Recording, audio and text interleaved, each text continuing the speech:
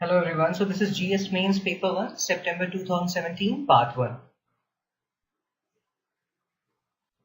So the first topic for today is Shayara Bano versus Shamim Ara. See, the thing is why I have given heading as such, because when I was reading about this instant triple talaq verdict, I was always getting confused between what is the difference between the current verdict and what happened in Shamim Ara, because in some editorials, if you have read all these things or if you have followed this particular news, so you will realize that in Shamim Ara also something related to triple talaq was happening, right? Whether they have delegitimized it and all those things were happening. So I have always wanted to distinguish between Shayara Bano case, which is the current case, right, versus the Shamim Ara case. So that will give you a clear-cut idea, right? So this will lie in topic 7, women-related issues, right?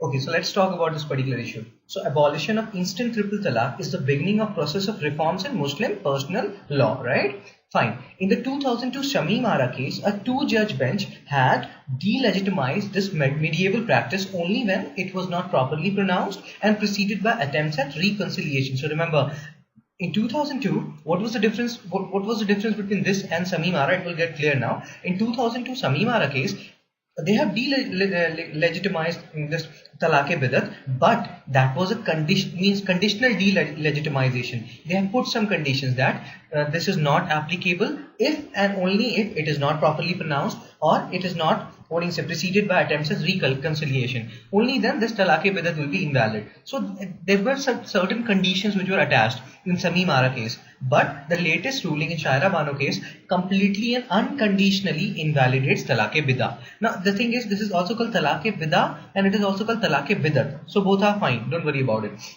Okay, now what will happen? What will be the consequences of this judgment? So this judgment will encourage legally and theologically informed Muslim intellectuals to establish mediation centers across India under ADR, that is Alternative Dispute Resolution Mechanism, to help Muslim couples amicably resolve their marital disputes. But the thing is, there are certain challenges also. What are the challenge? So the biggest challenge would be to inform the Muslim masses that the abolition of talaq-e-bidah or talaq-e-bidat is not against the Sharia, but has on the contrary brought it closer to the original principles of Islam. So I hope this Shayara Bano versus Shamim Ara thing is clear to you, because that thing had bothered me for at least 7 to 10 days. But now this whole concept of mine is also clear. Shamim Ara was conditional, Shayara Bano is unconditional. So it has totally unconditionally invalidated talaq-e-bidat. Fine. Okay. Now let's talk about the second topic, that is apathy towards Paralympians and Devendra Jhajharia. Now the thing is, what is Paralympians? Means these are disabled athletes, right? Physically disabled athletes. So why such heading, right? And where it will lie? It will lie in topic 6, Indian society, that is salient features of Indian society, and 9, social empowerment. So let's talk about this particular thing. Who is Devendra Jhajharia? He has got 2016 Rajiv Gandhi Khel Ratna Award. So Devendra Jhajharia's Rajiv Gandhi Khel Ratna should make us proud. But will it change the way we treat para-athletes? Why we are saying like this, or why this particular article is talking like this? There are reasons for it. What happened? Earlier what happened? Apathy towards Paralympians, who, even though they won more medals in Rio than their Olympic counterparts. In Rio Olympics which happened there, so our para-athletes, they won more medals, but we never heard any news about them, have we? Right? Now Rio Summer Paralympics weren't even broadcast on Indian television. We didn't see it on Indian television, did we? Fine. So Kanchan Mala Pandey, see this Kanchan Mala Pandey, do Google about it, because once you read this news, definitely you will Google about her, because this is such a sad story. So Kanchan Mala Pandey, she was a blind athlete and she was forced to beg in Berlin to take part in para swimming championship. Such is the fate, right? Compare this girl with Virat Kohli or any other athlete, man.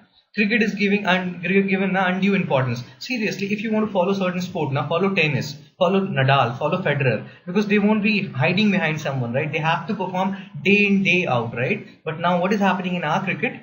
Too much of politics is going on. Just see what happened to Anil Kumble. Again, I don't want to give any kind of a verdict, but I think politicization has happened, right? So that's why it's better to watch individual sports, like tennis and all those things. Again, enough of jibber jabber. Let's move on to the serious thing. So are you seeing how these Paralympians are being treated unfairly? Now this attitude towards para-athletes, it is a reflection of how society treats persons with disabilities, right? Now, unless we learn to treat para-athletes on par with sports persons without disabilities, our jubilance must be restrained. So that is the whole issue, right? And this is a classical case of social empowerment. We have to think about these people, right? And we have to treat them on par. and we have to give remuneration to them on par, right? Today we see cricketers getting ads worth crores and crores, and these people are not even getting thousands. They're forced to beg. Such is the apathy. Fine. Now let's talk about the third topic, which is pigeonholing people and equation of hierarchical endlessness, right? This is under topic 9, social empowerment. This looks like a very complicated kind of a topic, but believe me, it's not. When we'll discuss this, this will get clearer to you. And this happens in our society. So again, what is the hierarchy? Hierarchy is something like this: human is greater than animal, European is greater than Indian, Indian is greater than Muslims. Believe me, it can or cannot be true. This is the hierarchy created by us, right? There is no logic attached to it.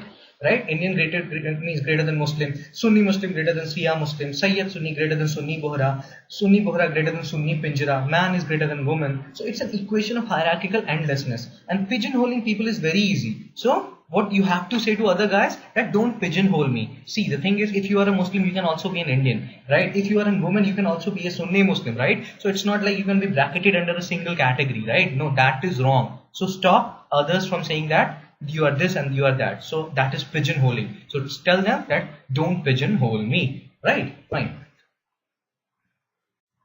Now let's talk about, again, this is a very, this topic has become so important, and again people will be feeling like, why I have kept Rohingya in GS mains paper 1, why not in GS mains paper 3, internal security? Believe me, because it is more about Indian society and features of Indian society rather than internal security. We don't know what kind of security threat they pose. Right now we do know what our Indian society has done in the past. We have given refugees, or what is it, we have given support to Tibetan people who have come from Tibet, right? So why we are not doing the same thing to Rohingyas? Why such partition attitude? Just because they are Muslim, or there is some other reason behind it, right? So we have to think about all those aspects.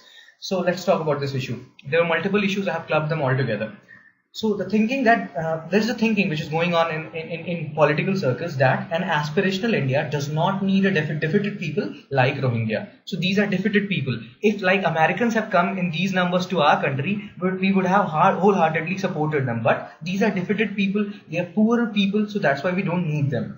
Now, Rohingya represent the last man of international society that Gandhi talked about, right? Why they are called the last man of international society? Because they are world's most persecuted minority. They belong to Sunni sect, and they are scattered mainly over Rakhine state of Myanmar. So they are being persecuted, means they are the world's most persecuted minority. So that's why they are referred to as the last man of international society. They are very, very, very vulnerable right now. If we abandon Rohingya, we abandon the idea of India as a home of refugees and hospitality. And it is not just a question of saving a beleaguered people, right? It is a question of saving the soul of India. So again, this is, I have told you, right? If you read Hindu, you will become somewhat anti-government, right? But again, you have to think about government's perspective also. India is a it has huge population, humongous population. And in that population, if other lakhs and lakhs of people from other country are coming without any resource, then think about the government. How will they tackle it, right? So that is also an issue. That is also the other side. Fine. So again, there was another article. Let's talk about what that article is saying about Rohingya. So they are saying that Rohingyas are stateless people, and India must factor this in while dealing with them, right? Because there's no state. If you return them, where will they go, right? Because Myanmar is not accepting them, right? Fine.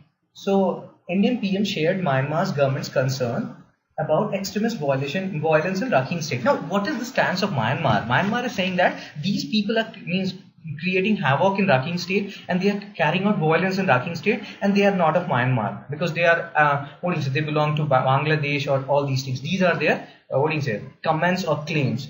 Now UN, what UN is saying, UN report has called Rohingyas victims crime against humanity. So they are saying that whatever is happening against Rohingyas, these are crime against humanity. Now the thing is, not only official stance of Delhi is casting it on wrong side of human position, but also because its deportation plans are perceived as being drawn by the sectarian pulse of domestic politics. So right now, whatever stance government is taking now, that is putting it on wrong side of human position. Remember Syrian crisis and all those things. A child has died on the shores, and what human cry that has been taken, right? At that time, we were supporting that, yeah, European countries should take all these refugees. Right now, same condition, almost same. I don't know how different it is from that scenario, but something similar like that is happening here, and we are abandoning Rohingya. So how come we have the authority then to talk about other countries, right? Think about it.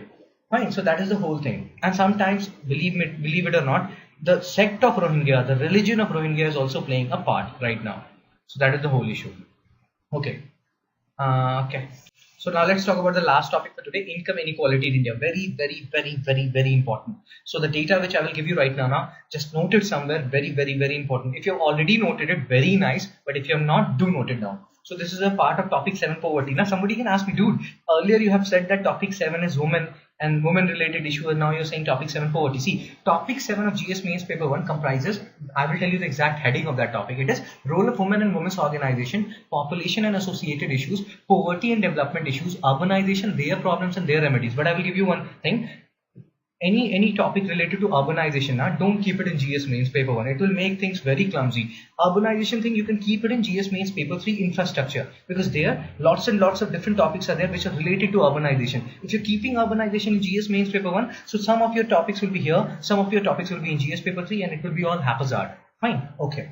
So let's talk about this particular issue, income inequality in India. So what is happening? Income inequality in India is at its highest level since 1922. So right now, whatever income inequality we are witnessing, that is the highest level since 1922. That means in the last 90 years, this is the highest income inequality India has witnessed. Now, what are the data?